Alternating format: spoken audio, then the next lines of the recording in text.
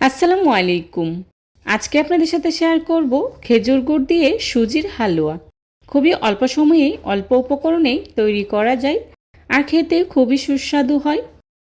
এই সুজির হালুয়া অন্যান্য হালুয়া থেকে তৈরি করা একদমই সহজ। যারা কখনো এই হালুয়া তৈরি করেননি তারা প্রথমবারেই একদম পারফেক্টভাবে তৈরি করে নিতে পারবেন আমার এই রেসিপি ফলো করলে। সো কথা না বাড়িয়ে চলুন তাহলে মূল রেসিপিতে।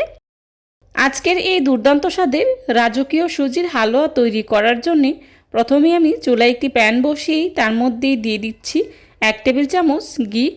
ঘিটা হালকা গরম হয়ে আসলেই দিয়ে দিচ্ছি 2 টেবিল চামচ বাদাম কুচি।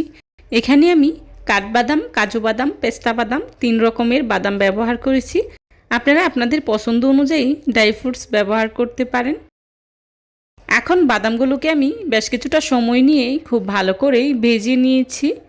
এ পর্যায়ে দিয়ে দিচ্ছি 1 কাপ সুজি। এখন সুজিটাকে আমি খুব ভালো করে নেড়ে ভেজে নেব। চুলার আঁচটা কমিয়ে এভাবে অনবরত নেড়েচেড়ে সুজিটাকে আমি বেশ কিছুটা সময় নিয়ে খুব ভালো করে ভেজে নেব। অল্প আঁচে সময় নিয়ে ভাজতে হবে এই সুজিটাকে। ভাজতে হবে যথেষ্ট সময় নিয়ে, 7-8 মিনিট সময় নিয়েই ভাজতে হবে। এতে হবে কি সুজির প্রত্যেকটা দানা একেবারে ভেতর থেকে ভাজা ভাজা হবে। আর এই ভাজা ভাজা সুজির দানা দিয়েই কিন্তু একদম দুর্দান্ত স্বাদের সুজির হালুয়া তৈরি করতে পারবেন।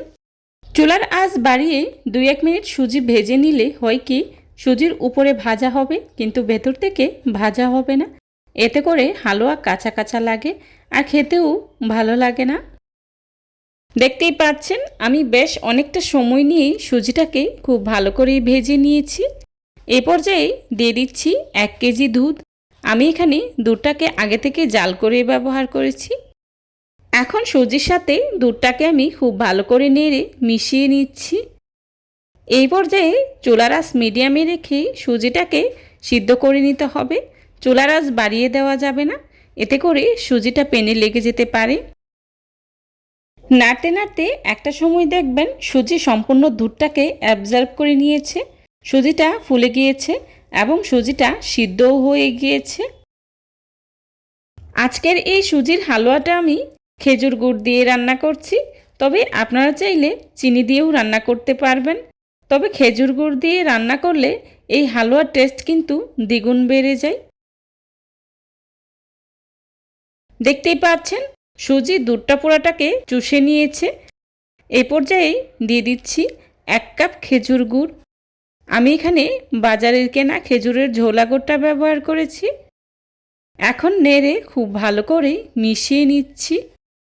নাড়তে নাড়তে একটা সময় দেখবেন এরকম মাখা মাখা একটা ক্রিমি টেক্সচার আসবে।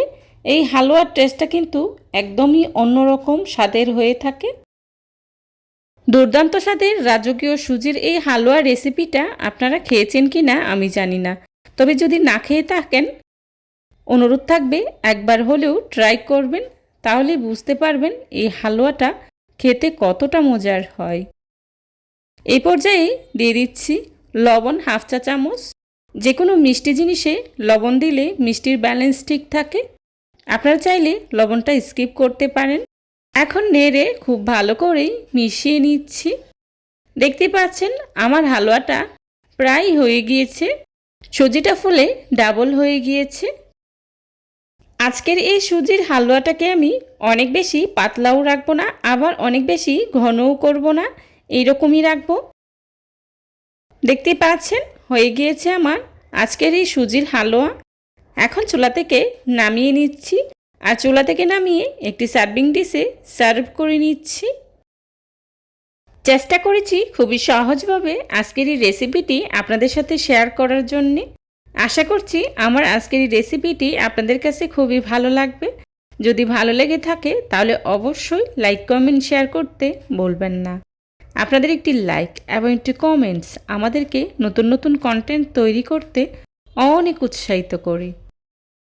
যারা এতক্ষণ ধৈর্য সহকারে আমার ভিডিওটি দেখেছেন তাদেরকে জানাই অসংখ্য ধন্যবাদ। এ ধরনের সব ঘরোয়া এবং মজার মজার রেসিপি পেতে আমার চ্যানেলটি ভিজিট করে আসবেন প্লিজ। দেখার সৌন্দর্যের জন্যে আমি এখানে উপর থেকেই দিয়ে দিচ্ছি কিছুটা কাজু বাদাম, কাঠবাদাম আর পেস্তা বাদাম। দেখতে পাচ্ছেন হালুয়াটা দেখতে কতটা লোভনীয় হয়েছে আর খেতেও কিন্তু ভীষণ মজার হয়েছিল। আমার রেসিপিটা ফলো করে বাসায় একবার হলেও ট্রাই করবেন আর কেমন হয়েছে আমাকে কমেন্টস করে জানাবেন। দেখতে দেখতে আজকের এই রেসিপিটি যদি আপনাদের কাছে বেশি ভালো লেগে যায় তাহলে ফ্রেন্ডস অ্যান্ড ফ্যামিলির সাথে শেয়ার করবেন। আমার পরবর্তী রেসিপি দেখার আমন্ত্রণ জানিয়ে আজকের মতো এখানেই বিদায় নিচ্ছি। সবাই ভালো থাকবেন, সুস্থ থাকবেন। আল্লাহ হাফিজ। আসসালামু আলাইকুম।